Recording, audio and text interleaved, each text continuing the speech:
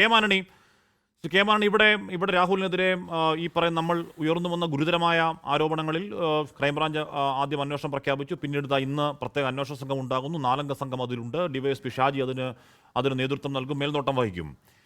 Shri K Mani, നമ്മൾക്കിപ്പോഴും നമ്മൾ സംസാരിക്കുന്നത് moral ഗ്രൗണ്ടിൽ നിന്നാണ്. ഇപ്പോഴും സംസാരിക്കുന്നത് ധാർമ്മിക ഗ്രൗണ്ടാണ് എന്ന് പറഞ്ഞാൽ പുറത്തു വന്ന ശബ്ദരേഖയിൽ കേട്ട പരുഷവും ക്രൂരമായ വാക്കുകളടക്കം ധാർമ്മിക ഗ്രൗണ്ടാണ് ഇപ്പോഴും ഉള്ളത്. ഒരു നിയമത്തിൻ്റെ വഴിയിലേക്ക് പോകുമ്പോൾ അതിന് ധാർമ്മിക ഗ്രൗണ്ട്, മോറൽ ഗ്രൗണ്ട് മാത്രം മതിയാവില്ല. അതിന് പരാതിക്കാരുണ്ടാവണം, അതിന് മുഖമുള്ള പരാതിക്കാർ തന്നെ ഉണ്ടാവണം. റിനി ആൻ സണ്ണി എന്ന് പറഞ്ഞ രാഹുൽ മാങ്കൂട്ടത്തിനെ പരോക്ഷമായി പറഞ്ഞ ആ നടി ഇന്നലെയും രാഹുലിൻ്റെ പേരും പറയുന്നില്ല, പരാതി കൊടുക്കുമെന്ന് ചോദിച്ചാൽ എനിക്ക് പരാതി ഇല്ല എന്നാണല്ലോ ഞാൻ നേരത്തെ പറഞ്ഞെന്നൊക്കെ പറയുകയാണ്. അവർ പരാതി കൊടുക്കുമെന്ന കാര്യത്തിൽ എന്താ തർക്കം? ഇനി അവർ പരാതി കൊടുത്താലോ അത് ഈ പറഞ്ഞ സ്റ്റോക്കിംഗ് കേസേ വരുന്നുള്ളൂ. സോ കെ മാണി, ഇവിടെ ഈ കേസ് അന്വേഷണത്തിൻ്റെ പുരോഗതിയെ, ഈ കേസ് അന്വേഷണത്തിന് മുന്നോട്ടുള്ള പോക്കിനെ താങ്കൾ കാണുന്നത് എങ്ങനെയാണ് ലീഗൽ ഗ്രൗണ്ടിൽ?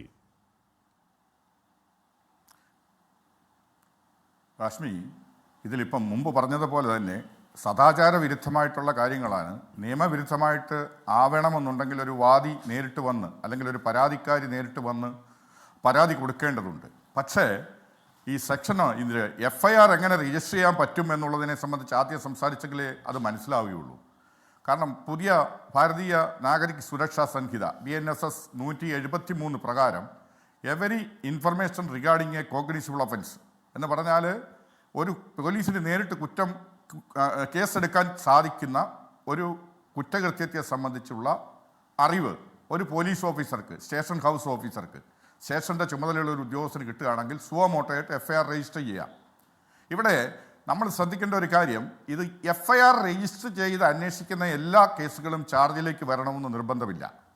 കാരണം അത് കേസ് രജിസ്റ്റർ ചെയ്ത് അതിൻ്റെ സത്യാവസ്ഥ അല്ല, ഇതിപ്പം പൊതുവിലെ മാധ്യമങ്ങളിലും എല്ലാ സ്ഥലങ്ങളിലും കണ്ടതാണ്. നമ്മൾ ഒന്നിലധികം യുവതികൾ വന്ന് സംസാരിക്കുകയും ആരോപണങ്ങൾ പോലെ പറയുകയും ചെയ്ത ഒരു സാഹചര്യം സൃഷ്ടിച്ചപ്പോൾ ഇതിനൊരു നടപടിയും ഇല്ലേ എന്ന് കരുതുന്ന ആൾക്കാർ പലരും കാണും. അതിനകത്ത് രാഷ്ട്രീയമല്ല ഞാൻ പറഞ്ഞത്. അല്ല, ഉറപ്പായും ഇത്ര ഗുരുതര ആരോപണങ്ങൾ സർക്കാർ എന്ത് ചോദിച്ചാൽ സർക്കാർ കേസ് കൊടുത്തെന്ന് പറയാൻ സർക്കാരിന്റെ കേസ് ഉണ്ടാവണം. ശരി, എൻ്റെ ചോദ്യം ആ കേസിന്റെ മുന്നോട്ടുള്ള പോക്കാണ്.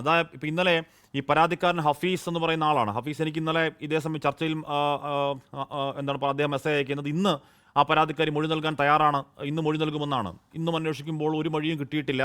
നമ്മുടെ അറിവിൽ ഏതെങ്കിലും തരത്തിൽ ഈ പറയുന്ന ലീഗലി നിലനിൽക്കുന്ന ഒരു പരാതിക്കാരി ഇപ്പോഴും ക്രൈംബ്രാഞ്ചിന് മുന്നില്ല എന്നാണ് ഇപ്പോഴും മനസ്സിലാക്കാൻ കഴിയുന്നത്.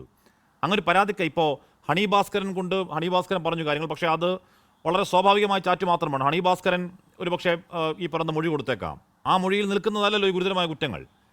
ഈ പറഞ്ഞ ഗർഭചിത്രം അടക്കമുള്ള കാര്യങ്ങൾ പുറത്തു വന്ന ഓഡിയോയിൽ ഒരു പരാതിക്കാരിയും ഒരു പരാതിയും ഒരു തെളിവുമില്ലെങ്കിൽ, ഈ പറയുന്ന കോടതിയിൽ നിൽക്കുന്ന ഒരു സംഭവങ്ങളില്ലെങ്കിൽ എങ്ങനെയാകും സാർ ഈ ക്രൈംബ്രാഞ്ച് അന്വേഷണത്തിന് മുന്നോട്ട് പോക്ക്? അതിനകത്ത് വ്യക്തമായി പറയാമല്ലോ. ഇതിനകത്ത് തെളിവുകൾ ലഭിക്കുന്നില്ല എങ്കിൽ ഈ പരാതി പറഞ്ഞത്, ഇപ്പോൾ അബോർഷൻ്റെ കാര്യത്തിൽ വന്ന നമ്മൾ ഒരു വോയിസ് വന്നല്ലോ, അതിൽ പറയുന്ന യുവതി ആയിക്കോട്ടെ, അതല്ലാതെ പറഞ്ഞ 2-3 പേരെടുത്ത് പറഞ്ഞ യുവതികളായിക്കോട്ടെ, അവരാരെങ്കിലും പരാതി ഉണ്ട് എന്നുള്ള രീതിയിലേക്ക് വന്നെങ്കിൽ മാത്രമേ ഇതൊരു ഒരു മുന്നോട്ടുള്ള ഗതിയുള്ളൂ. ഈ കേസിലൊരു കുറ്റകൃത്യം തെളിയിക്കപ്പെടുകയുള്ളൂ. പോലീസിനെ സംബന്ധിച്ചിടത്തോളം FIR എടുത്ത് ഒരു കേസ് അന്വേഷിക്കുകയാണ്. അന്വേഷണത്തിൻ്റെ ഗതിയിൽ തെളിവുകൾ ശേഖരിച്ച് അതൊരു കുറ്റകൃത്യമാണെന്ന് തെളിയിക്കപ്പെടുന്നുണ്ടെങ്കിൽ മാത്രമേ കോടതി ചാർജ് കൊടുക്കാൻ പറ്റുള്ളൂ. ഇതിപ്പം ഒരു കേസ് രജിസ്റ്റർ ചെയ്തു, ഇതിലിപ്പോൾ പറഞ്ഞ ഏതെങ്കിലും യുവതികൾ അല്ലെങ്കിൽ ആ സ്ത്രീകൾ ആരെങ്കിലും വന്ന് ഈ രീതിയിൽ ആ പറഞ്ഞതുപോലുള്ള മൊഴി പോലീസിനോട് കൊടുക്കാൻ തയ്യാറായാൽ, അത് പല സാഹചര്യങ്ങളിലും വരാം. ചിലപ്പോൾ അവർ പറഞ്ഞതാണല്ലോ, അപ്പോൾ അവർ നേരിട്ട് വന്ന് പറയാമെന്നുള്ളൊരു സാഹചര്യത്തിൽ എത്തിപ്പെടുകയാണ് എങ്കിൽ പോലീസിന് ഈ കേസ് അതിൻ്റെ തെളിവുണ്ട് എന്നുള്ള നിലയിൽ ചാർജ് കൊടുക്കാൻ സാധിക്കും. പക്ഷെ അതില്ലാതെ വരുന്ന ഒരു സാഹചര്യത്തിൽ ഒരു ചാർജും പോലീസിന് റെഫർ ചെയ്യണം. ക്രൈംബ്രാഞ്ച് ഇപ്പോഴും പ്രതിസന്ധി നിൽക്കുന്നുണ്ട്. ഈ പറയുന്ന പരാതിക്കാരി ഉണ്ടാകും അല്ലെങ്കിൽ മൊഴി വരും എന്നൊക്കെയുള്ള പ്രതീക്ഷകളാണ്. ഈ പറയുന്ന അവന്തിക, റിനി ആൻ സണ്ണി, ഹണി ഭാസ്കരൻ തുടങ്ങിയവരുടെ മൊഴികൾ അത് ഈ ആരോപിക്കപ്പെടുന്ന ഗുരുതര കുറ്റങ്ങൾക്ക് എത്രത്തോളം ആട്രിബ്യൂട്ട് ചെയ്യപ്പെടും എന്നൊക്കെ അന്വേഷണ സംഘം തീരുമാനിക്കട്ടെ. കാര്യം കുറച്ചുകൂടി ഈ പറഞ്ഞ കേവലം സ്റ്റോക്കിംഗ് എന്ന ആരോപണമല്ലല്ലോ. സ്റ്റോക്കിംഗ് എന്ന് പറഞ്ഞാൽ എന്താണ്? പൂവാല ശല്യം എന്നുള്ളതാണ് അതിനർത്ഥം. അതിനപ്പുറമുള്ള ഗുരുതര ആരോപണങ്ങളാണല്ലോ ഉയർന്നു വന്നത്. ശരി.